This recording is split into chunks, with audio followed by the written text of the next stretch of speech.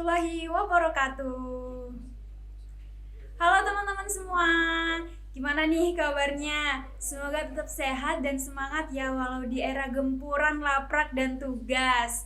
Nah, pada podcast pertama nih kita udah ngebahas tentang musik yang asik-asik. Dan pada podcast yang kedua kita juga udah bahas hal yang berbau cuan ya kan teman-teman.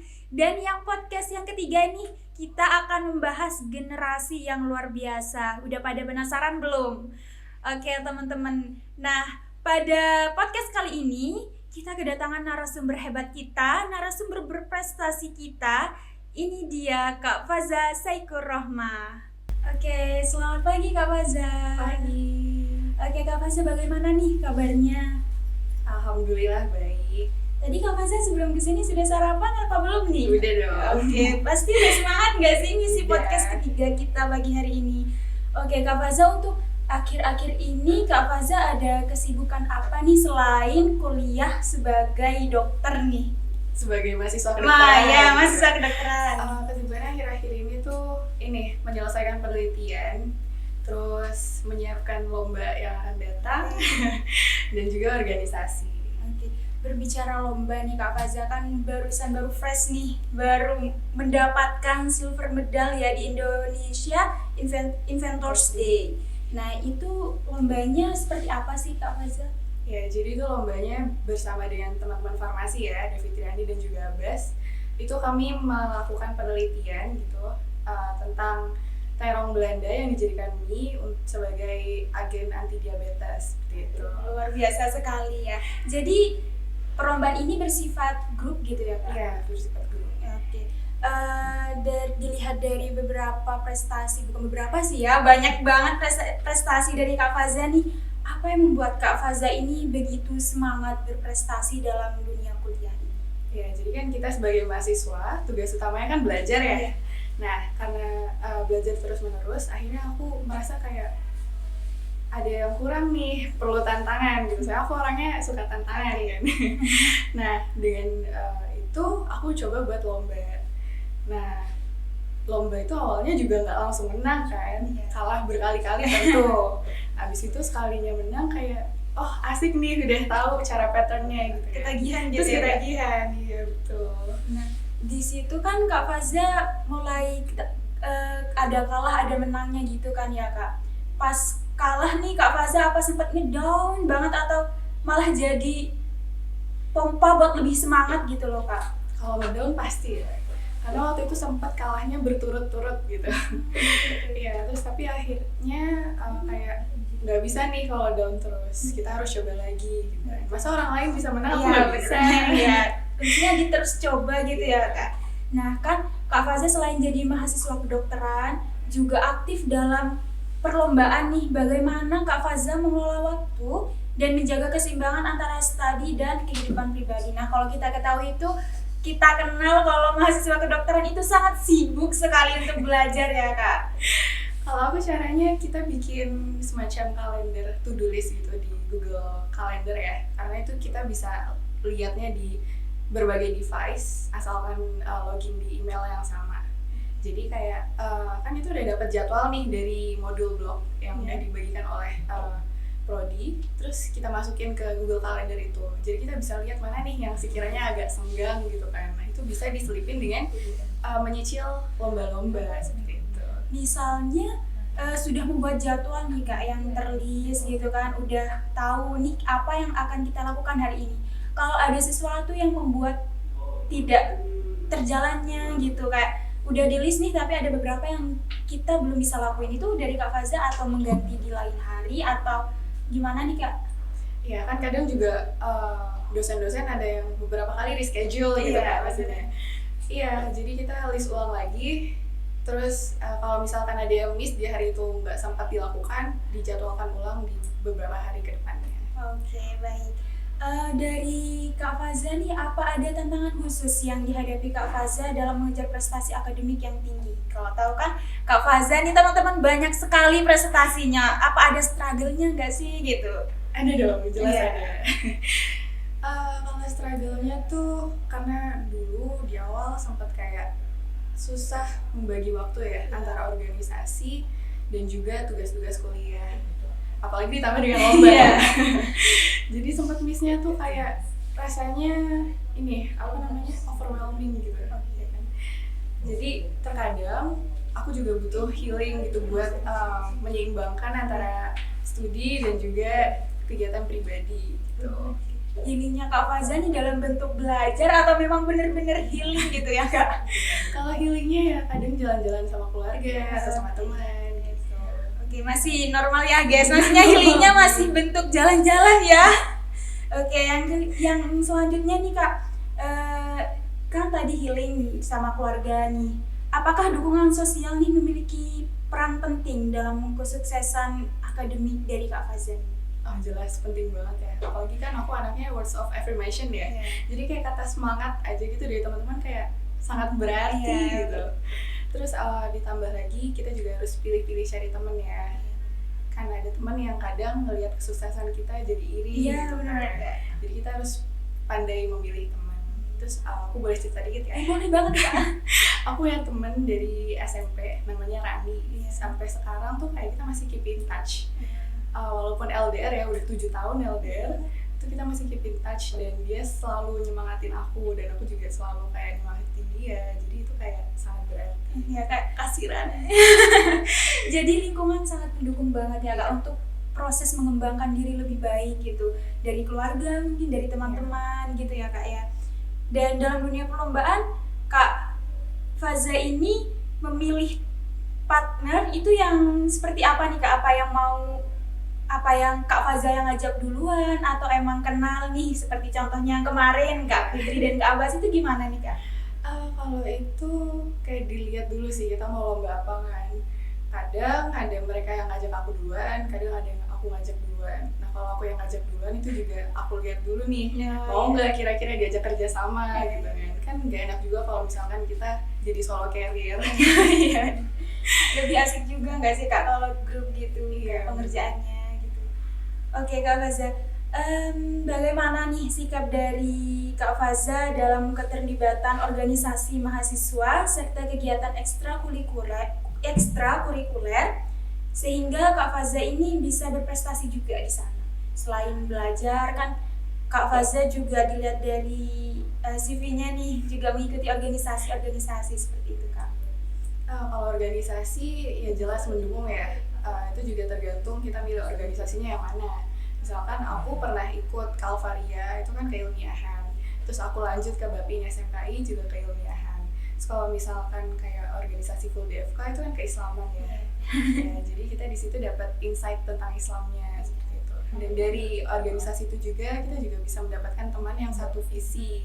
Ya benar ya. Dan kemarin juga aku sempat lomba dengan antar universitas kan, yang dengan Unikat Majaya dan juga Erlangga. Itu juga aku kenal dari Bapin SMKI.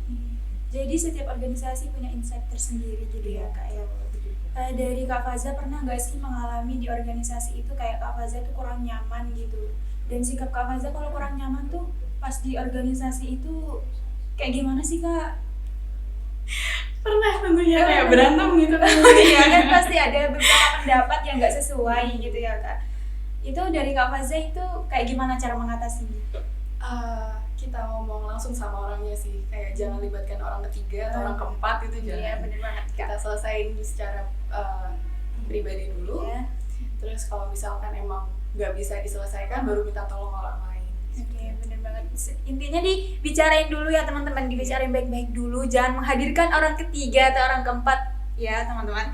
Oke, yang selanjutnya nih, apa tips dan saran dari Kak Faza bagi mahasiswa saya sih Kak yang ingin mencapai prestasi akademik yang tinggi seperti Kak Faza nih? Yang pertama kita tentuin dulu nih set goals kita apa, kayak setahun ke depan, 2 tahun ke depan, atau 10 tahun ke depan kita mau ngapain gitu. Kayak misalkan aku emang dari kecil udah di setting sama orang tua. Udah setting ya. Supaya nanti sampai S3 atau spesialis. Amin. Dan ya karena itu aku juga jadi banyakin lomba kan biar memperbagus CV juga. Selain itu juga menambah pengalaman gitu. Dari Kak Faza ini tertarik ikut lomba tuh dari pas kuliah atau dari sebelum dari SMA, SMP gitu-gitu loh Kak? Kalau ikut-ikut lomba udah dari SD kebetulan. Wow, udah dari SD ya Dari Kak? SD. Udah disetting juga atau kemauan ini Kak? Kemauan sih. Iya, karena dari orang tua juga pengen S3 gitu. Jadi untuk memperbaiki CV Kak Faza berusaha mengupgrade gitu ya Kak ya. Nah, untuk selanjutnya nih Kak, apakah peran penting universitas dan institusi pendidikan dalam menciptakan lingkungan yang mendukung kesuksesan akademik dari Kakak sendiri? Peran pentingnya tuh banyak banget ya. Pertama kalau misalkan kita nggak diizinkan, kita juga nggak bisa berangkat Iya. kan. Terus yang kedua, kita juga bisa istilahnya meminta dana dengan memberikan proposal Iya. seperti itu kan. Dan itu juga sangat membantu dong, karena dana untuk lomba tidak sedikit. Ya kan? Iya. Jadi selama ini Kakak pas keluar gitu kayak lomba-lomba di luar itu mengajukan proposal terlebih dahulu gitu Kak Ke fakultas. ke fakultas. Baru setelah disetujui, Kemudian ya dilanjutkan nah, lombanya. pas minta proposal itu ke bagian mana gitu Kak? Sebenarnya bisa lewat berbagai hal ya, bisa dari organisasi seperti himpunan atau DEMA, atau bisa ke Kaprodi juga. Oke, jadi proposalnya langsung diserahkan ke Kaprodi gitu ya Kak? Ya dari Sekprodi, terus kemudian ke Dr. Alfi. Oh siap.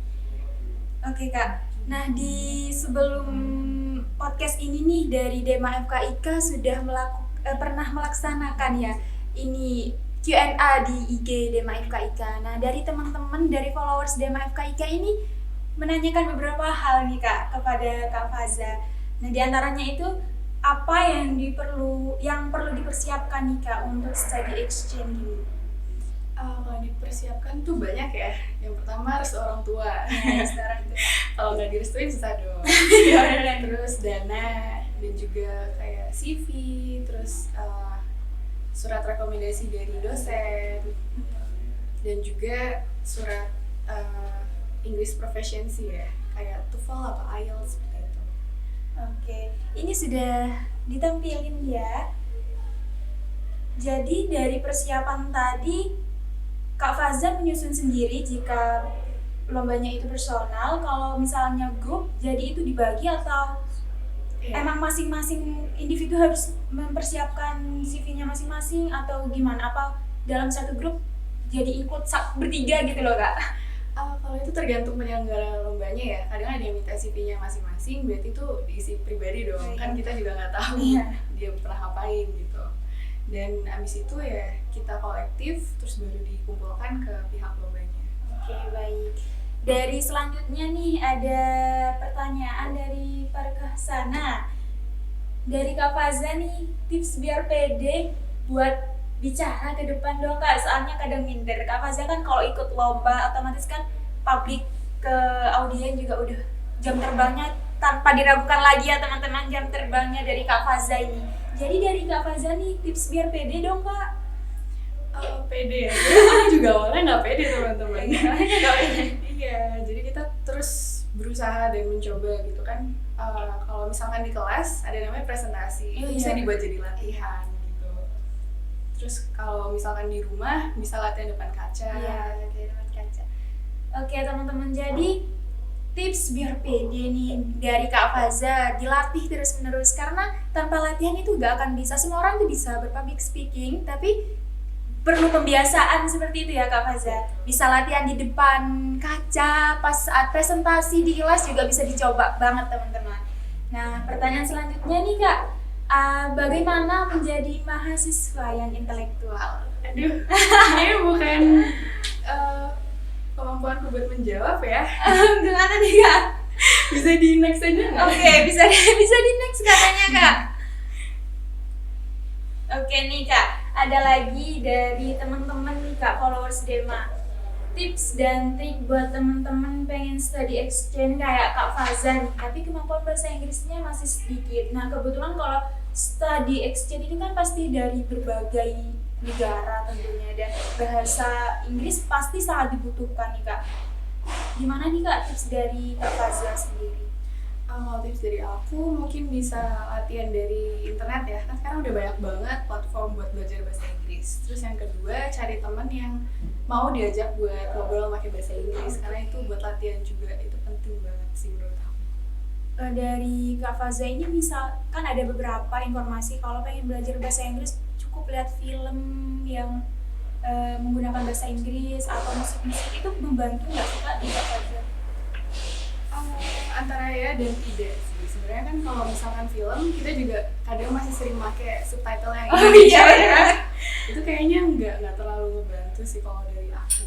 Kalau lagu juga kadang nggak semuanya tuh grammarnya bener juga kan kalau di lagu. Jadi ya gitu deh. Jadi Kak Faza sebelum mengikuti study exchange kemana-mana nih, Kak Faza sudah pernah les bahasa Inggris atau kursus bahasa Inggris gitu Kak?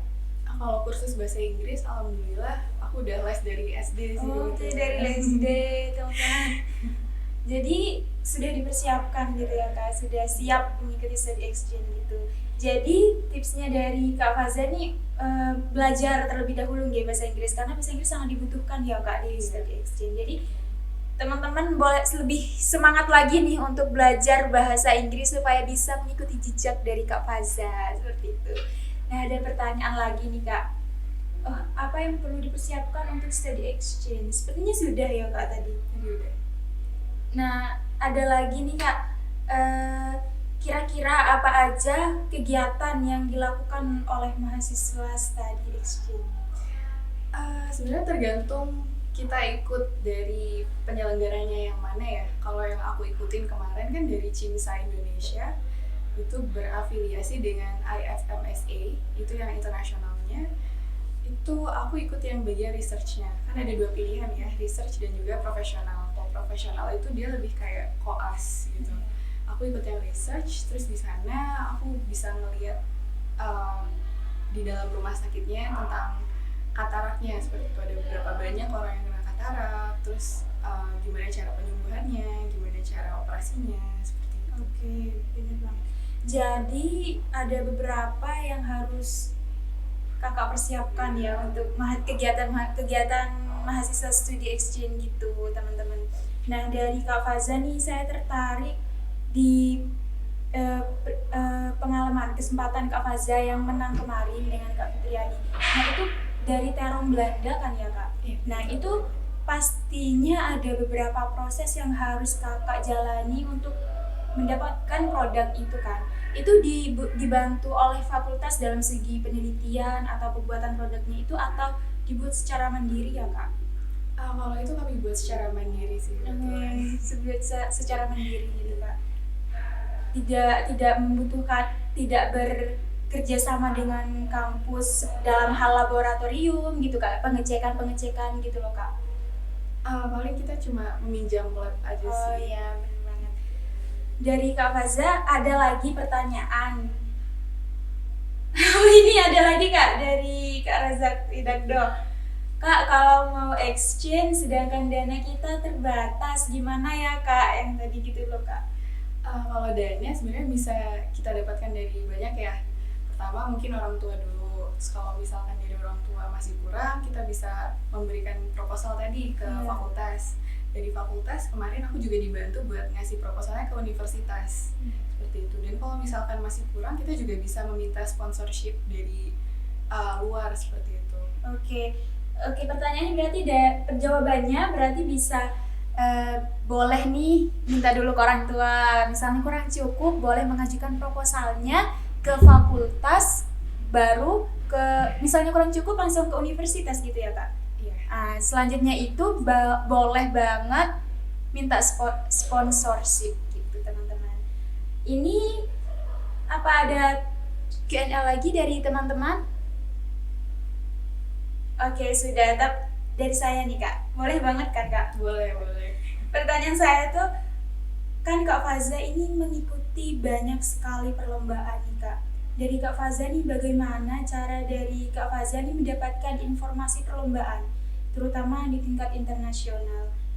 Dan boleh dong tips and triknya agar perlombaan yang kita ikuti dapat meraih kejuaraan atau yang sesuai kita harapkan gitu loh Kak.